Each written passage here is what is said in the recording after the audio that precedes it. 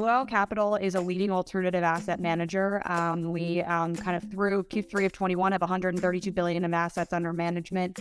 We're a global firm, but headquartered in New York. And really, when you think about alternatives, there's a lot of different spaces that firms can play in. But I think to put it simply, it's, again, as I mentioned, access to the private marketplace, so things that are not stocks and bonds. And we really focus on three businesses.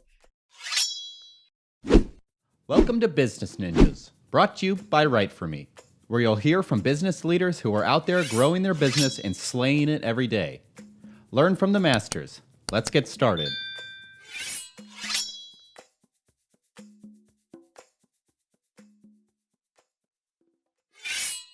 Hey everybody, welcome back for another episode of Business Ninjas. I'm here today with Grace Christys. She's the head of private wealth marketing at Blue Owl Capital. Grace, welcome to the show. Hi, Kelsey. Great to be with you and excited to chat all things marketing at Blue Owl. Yeah, excited to talk to you. So, Grace, tell me a little bit about yourself. Yeah, happy to. So, started my career, always been in marketing, so a marketer through and through. It's funny, I actually started my career at Citi, where I had an internship in the consumer bank in another part of the business, and met the marketing team and fell in love with what they did. So I'd done to make a spot for me when I was graduating school. But now started my career at Citi in the global consumer bank.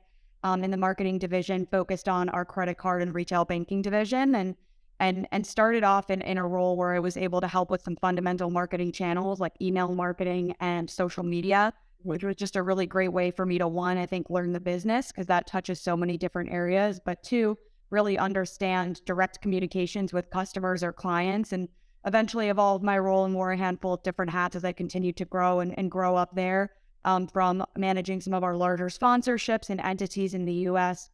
to then taking on more of a business and strategy role within marketing of how we think globally about the brand and business. But transitioned after an amazing start and kind of growing up at Citi to take a role at BlackRock, which as most people know is the world's largest asset manager. And the role I took there was in their marketing department, focused on their ETF or exchange traded fund franchise iShares. Which is the world's largest ETF provider and issuer in the world, and went over there to focus on helping evolve and build out their marketing campaigns capability. And it was a lot of transforming a lot of the efforts in marketing there for how they reached three different audiences in the US to help grow ETF usage and adoption in people's portfolios. And that was with institutional investors, financial advisors, and end investors. So people like you and I in our brokerage accounts, if you had one, rates started to sort of uptick in investing. So went over to BlackRock and helped, again, as I mentioned, build out some of their capabilities, structure agency relationships, and build out a team to really help market our products to all three audiences. And as I was there for a few years, we started to realize the explosion of investing with the end client, from, expanded access and platforms like the Robinhoods, Betterments of the world starting to really grow, and what that relationship meant with investors and their advisors if they had them, or investing their money on their own.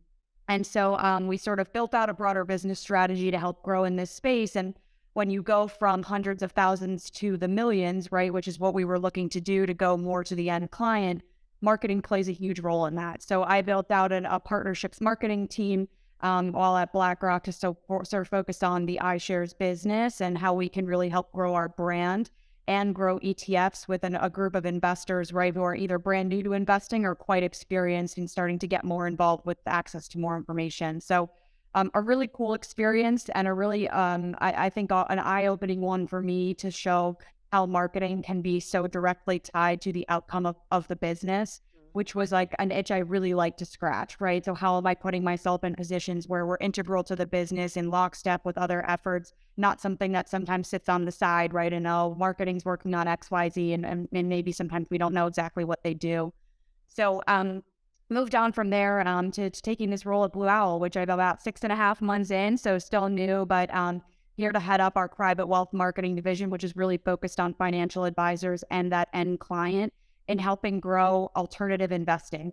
Today, most advisors are very under-allocated, if allocated at all, to the alternative asset class. And I think for listeners, alternatives are really anything outside of stocks and bonds. That's how I like to think about it. It was an asset class that has seen a ton of growth, and a lot of institutional investors play in this space. But when people say retail or private wealth, right, which is our world, has been growing over the last 5 to 6 years, and Blue Owl has been a huge catalyst of evolving the structure of the products, making it easier to access, giving, really what investors look for in their investments to this asset class. So moved over here to help build out our team and our marketing capabilities really from the ground up. So an exciting opportunity, and have done a lot of great work in 6 months, but a lot more to do. That's fantastic. Great journey to kind of get you to Blue Owl Capital now. So tell me a little bit more about Blue Owl Capital. Yeah, happy to. So Blue Owl Capital is a leading alternative asset manager. We kind of through Q3 of 21 have 132 billion of assets under management. We're a global firm, but headquartered in New York. And really, when you think about alternatives, there's a lot of different spaces that firms can play in. But I think, to put it simply, it's, again, as I mentioned, access to the private marketplace, so things that are not stocks and bonds. And we really focus on three businesses. The first is our business, which was formerly a firm called Owl Rock, which sort of merged under the Blue Owl umbrella, which is really focused on credit or direct lending. The second is a firm that was formerly known as Dial, but now sits under what is GP Capital Solutions. And essentially what that arm of our investments do is helps make minority stake or stakes in other asset managers or private equity firms. And then lastly is our arm, which is a firm formerly known as Oak Street, which is now our real estate division, which really focuses on things called sale leaseback investment strategies to offer that to different companies. So really, we kind of have three different avenues that you can access the private markets. And what I'm focused on is how we make those, one, accessible and known within the private wealth community, and also help educate and inform and work hand in hand with our sales team to really scale that distribution efforts across all of the strategies. Yeah, so important too, specifically in the field that you're in. So talk to me a little bit about the strategies that you use to do that. Yeah, so I think when I got to Blue Owl again about 6.5 months ago, it was very much a build, right? I think the company had grown really quickly. I mentioned the three different entities, all independently have been around anywhere from 6 to 7 to 10 plus years, but together as Blue Owl is less than 2 years old, right? Or right around the 2-year mark. And so the strategies that we're really focused on is from the ground up is,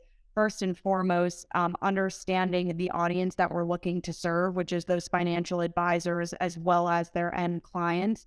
And really, first and foremost, focusing on what do we need to have that allows us to effectively reach and communicate to them, but also communicate the right message based on where they may be with their alternatives usage. So I think we're first and foremost really focused on growing our brand awareness. There are some other players in our space who we compete with if you look at some of the line items and assets under management, but not as many people know our firm. And also combining three different brands into one in a space where there's a lot of competition is something that we have our work cut out for us. So we're really focused on more advisors knowing our brand and building that awareness and familiarity with what we do. The second is a really important effort, which I'm, very, very focused on, is what we like to call growing the pie. So I mentioned earlier, not a lot of penetration, if you will, across the broad sweep of advisors in alternatives. There are several. It's a huge asset class for many, but how are we reaching new advisors who don't invest in alternatives today, or maybe have a very, very small portion of their clients book there, to start to go to that well, right, and get more people kind of invested in knowing our space. And if Blue Owl can be their entry point to alternatives, we think that creates a lot of stickiness and ability to cross-sell right across our strategies. So very focused there. And then the third thing I state from the strategy, which was a huge draw for me when taking this role and coming into the team, is how our leadership and my boss and others that I work with are building out the firm. Is marketing and sales are connected. We sit on the same floor. We work together. We follow the exact same segmentation. We look at the same CRM. And I've been at firms where that connection point isn't always the same, but marketing and sales are really these two levers that, when working in cohesion, can be incredibly powerful. So doing a lot of work and integrating, one, what marketing can be and is, and what we're looking to build with our sales team and our national accounts or strategic accounts team, to really be an engine for them when they're face-to-face with clients. They're using and being benefit of the marketing materials, collateral, messaging that we're developing, versus being separate entities or different groups. So those are sort of three things from a strategy standpoint. There's a lot that sits underneath that in terms of the tactics and where we're focused, but I think it's building our brand and the awareness of that with the advisor community, helping grow the pie, right, to get more advisors thinking about alternatives and working with us to do so. And then three, being a really great partner to our sales team, who are, second to none and really moving the needle on the alternatives, asset allocation space, and being a real asset to helping them do what they do best. Yeah. So, Grace, you talked a little bit about the importance of building, brand awareness, kind of as one of those first tenets. Talk to me a little bit about how you're able to do that and why it's like what specifically differentiates you and Blue Owl from your competition. Yeah, no, it's a great question. And I think, we're building those capabilities out like as we speak, because a lot of what we were historically doing before wasn't as broader scale and kind of, more traditional marketing. And so I think we're on the way. 2023 is going to be a pivotal year for us to start to do that. And I think a big area is with differentiating content and information, right? This isn't always a space where you can kind of have full access to what's happening because it isn't the public marketplace, right? So we're really focused on associating our brand with really great education and thought leadership. But then second is a big effort that I'm focused on is how are we distributing that information to get it in front of the right types of advisors? And so we're thinking through, very targeted campaigns across, key platforms like a LinkedIn, as well as key third-party platforms where we know advisors and their clients get, investment news and information. And so I think we're really being thoughtful about what are the types of content and messaging we want out there. How do we build that out? But then how do we then think of thoughtful distribution, to get that in front of the right clients, which helps build our awareness, but also helps build that familiarity, right, with who we are as business. And so the second part of your question is why Blue Owl, right, and what we do differently. So I think it's two things. I think what and was a huge draw for me at the firm and coming here is a lot of the work. And again, we've been in the private wealth space and our leadership has been building out our efforts for several years here, right? So while the firm is new and while all the pillars of this are new, like what we've been building in private wealth is not 6 or 7 years we've been at this and they have been at this. But the reality is a lot of other asset managers have a lot of different divisions, a lot of different things that they do. And I came from one that did just that, right? Where alternatives was one of several different things we could be, putting in front of a client. And we're very focused and specialized on the alternative space and the lanes that we play in. And we're not trying to be everything to everyone. So I think as you're an investor, right, or an advisor going into a space, there's a level of assurance of, hey, I'm working with a firm that wakes up and goes to bed thinking exactly about this space and the place we invest in and have some of the largest investment professionals and teams doing due diligence on the companies that we do and building the portfolios and funds that allow people for really great, preservation of their capital and also to generate income. So that's one. And I think number two, that's really interesting is, and was a huge drop for me is I candidly was, even at BlackRock, I got some exposure, but I didn't know a ton about alternatives, right? Haven't spent my career here. And when you really dig into it, it's an asset class or an investment where has historically not been available to broader, private wealth audiences, advisors and their end clients. And it's a really important part of a portfolio that a lot of people haven't had access because it doesn't offer a ton of liquidity, very expensive, not a ton of education. So there was this barrier there that, our firm, I think, has been at the forefront of, hey, if the structure of how it does with your taxes or how expensive it is to get in and out or how often you can be pulling your money in and out or investing, let's change that, right? And let's think about a new or different way that we can give people access and do that without sacrificing the quality of the product. So I think those are two things that Blue Owl does really, really well and is a leader in. And so I think if you're looking to get into a space that's either new for you or you're looking to expand, like that's an exciting firm to be working with or a manager to be working with. Yeah. Do you think it's that thought process that is one of the biggest challenges that your clients have before they start working with Blue Owl? What do you mean by that? Just saying, like, not necessarily understanding kind of, like you said, alternatives and assets, things like that. Yeah, I think it's twofold. I think it's, I think education, and that's such a, I'm trying to, I don't love the word, right? It also comes with this air of like, oh, if they're not educated, they don't understand, right? No. And I think what's also interesting is just because an advisor or an end client isn't invested in alternatives doesn't mean they don't have significant assets under management or have, like they just haven't been as exposed as asset class. So I think a big barrier to your question is haven't had a ton of experience, have maybe dabbled in the past when the structures weren't as evolved and it wasn't as of an innovative, client first approach and have either been burned or haven't had a great experience in a fund.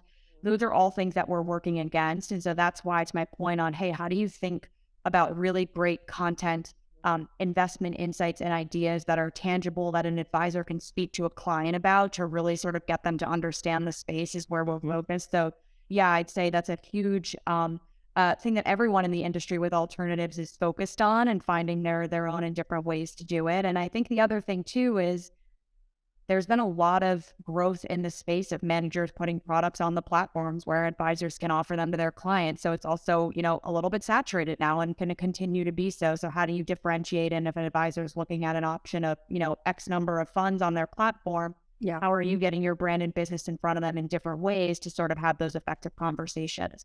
Yeah. I think those two things. Interesting.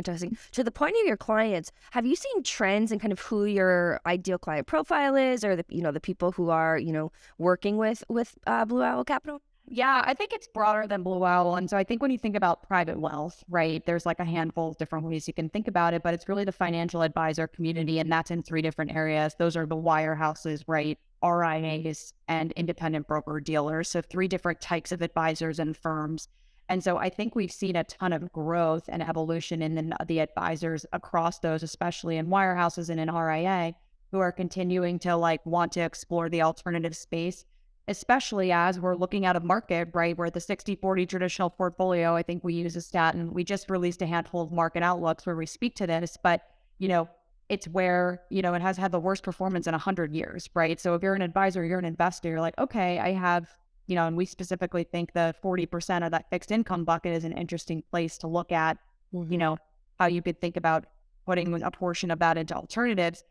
Hasn't been working for you, right? Or, performance hasn't been strong where we've seen really strong performance over these market cycles. So I think different advisors across different types of channels are starting to sort of, I think, hear more about alternatives, think about it as an allocation to their book. And I think the evolution of fund structures, right, and access to it and ease of use has come a long way.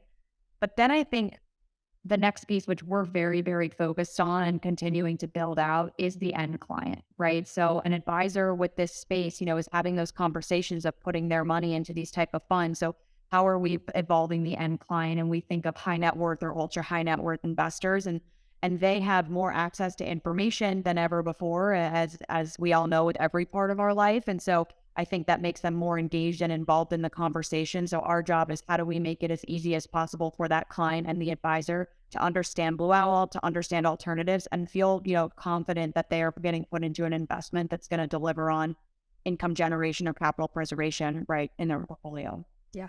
I imagine a big part of that is trust as well. Yeah, 100%. And that's actually another part of this firm, which I thought was really differentiated and probably should have mentioned earlier. I think it's trust. I think it's our leadership team, and access to our leadership team is something we pride ourselves on, is making our founders, our top investment teams, the heads of our division are on the road more often than you could ever imagine, meeting with clients, speaking with clients. There's no conversation too small or too big. And that's, I think, a differentiator for us. And that helps build trust. If I feel like I can pick up the phone and call XYZ person at Blue Owl and talk to them about this, and they can then pass me along, we're very transparent, very accessible, and not only our performance fund information, but also in how we allow our investors or prospective investors or clients, access to our firm. And I think that's really important in building that trust as we build our brand and continue to grow our product syndicate. Yeah, no, I can certainly believe that and see that as well. So Grace, pivoting a little bit, kind of taking a few steps back, are there any misconceptions in the private wealth industry, with alternatives that you tend to see, often? I think there's a misconceptions, which marketing is playing a huge role to sort of kind of cast that wider net and educate and inform and provide more access to information and or our people. But I think the big misconceptions are liquidity, right? And we see this in surveys, and we're looking at this stuff all the time. And a big effort for us is let's not take so much of an inward out approach into how we're going to market. Let's look at outward in of what we're seeing and hearing from advisors, what we're seeing, data and studies. And liquidity, right, is their ability to sort of move in and out of the fund, right? Or that vehicle has historically been a challenge, right? Where it was a multi-year lockup. And so we've changed that, right? The way we've built these products are, monthly or quarterly, right? You can be moving in and out. It's not same day like you're used to with stocks. So there's a different level, but it's, hey, how are you putting the portion of your assets or your book into something that where you don't need to be moving in and out? It's a buy and hold investment, a long-term investment, but it's not the same level of lockup. I think that's one piece. And then I think just in general, the industry is moving forward towards how do you just simplify the conversation a little bit, right? It's this doesn't have to be such a nuanced, lot of jargon, complicated words, which I think at some time when I was even stepping into it, I was like, how do we break this down a little bit? Like if I'm trying to understand and communicate this and be a parrot and repeat what we say to my clients, how do we do that? And we're doing a lot of that messaging work now, but I think there's also just this level of, it's a little bit too complicated. I don't really understand how it works. And if you think about it, if you're an advisor and you don't feel fully confident in what you're bringing to your client, or you can even explain it, you're probably not going to bring it to your client, right? So I think that's sort of where we're really focused on. Again, how do we come at the end client and help educate them on the space, but then how do we go deeper with the advisor? So when they're together, like this is like, not like you're speaking a different language to someone, right? When you're trying to speak to them. So I think it's a combination of lack of liquidity. There's also several others, but I also just think in general, understanding of the space and the asset class, the benefits of it and what you're investing in, right? And that transparency is hugely important. Really interesting. I think that's a really great point too, about liquidity, and I think you're 100% spot on, with your insights on that. So, kind of as we start to wrap up this conversation, where can people go to learn more about Blue Owl Capital and get in touch with you? Yeah, no, absolutely. I think, look, we're building a lot more on the marketing front and expanding our presence in different areas, but you can go to our website at blueowl.com to learn more about our firm, our different investment strategies, our executive team who are incredibly impressive and I think are really, driving the future of this business and private capital solutions. Or you can follow us on LinkedIn and Twitter. We've really evolved that platform and primarily LinkedIn, honestly, for some of our content, insights, information, webcasts that we're hosting, and that's at Blue Owl Capital. So you can see what marketing's up to, and hopefully you'll be seeing and hearing us in a lot of other channels, but those are two places you can find us. That's fantastic. So, Grace, like I said, as we wrap up this call, is there anything that you want to leave our listeners with, either, about the current state of marketing, about private wealth capital, anything like that we covered on today that you want to leave our listeners with? I think, look, the only thing I would say is as a marketer who came to a firm who is growing and building in a space that is also evolving and growing, right? The market itself that we're in. What's been really interesting in my background experience of places I've been to, we have this, there's a lot of challenges as you're a marketer of, we don't have this, we don't have that. And I actually am seeing that as an opportunity, right? Hey, we're able to build our tech stack with the latest and greatest versus trying to transform something that's old. Hey, we want to run marketing campaigns in an agile and nimble way. So we have our selection of how we work with agencies or what we do. So I think there's a level of the newness and excitement in this space and for our firm. And as a marketer who's coming in to really build that out with the right talent and the right team, but also with the right fundamentals of having a really high functioning marketing organization is where we're really focused versus just trying to do a ton, get a bunch out there. It's like, let's set up the foundation, let's do it right. And then let's be really thoughtful with how we go out and market. And then ultimately, right, all of this is connected and tied to the back end of, which I'm so excited about is the holy grail of marketing is like, what is the return the firm is getting on this investment? Because we're able to now directly link some of that to some of our sales activity that's going to be coming through because we've been taking the last 6 months and we're still building to build the foundation the right way. And so that's been a really exciting thing for me. Again, it's less about the space and less about specifics, but it's, an opportunity to like, hey, if you're going to build a marketing organization, right, take the time to do that. And that's what we've been really focused on. Yeah, and start from the bottom, like you said, and make sure those relationships are there. So key and so important. Well, Grace, this has been a fantastic conversation. I really appreciate all of your insights into marketing, to private wealth capital, alternatives. I think it's been a really great conversation. I really appreciate you being on Business Ninjas today. Thanks so much, Kelsey. Great to see you, be with you, and then hopefully we chat again soon.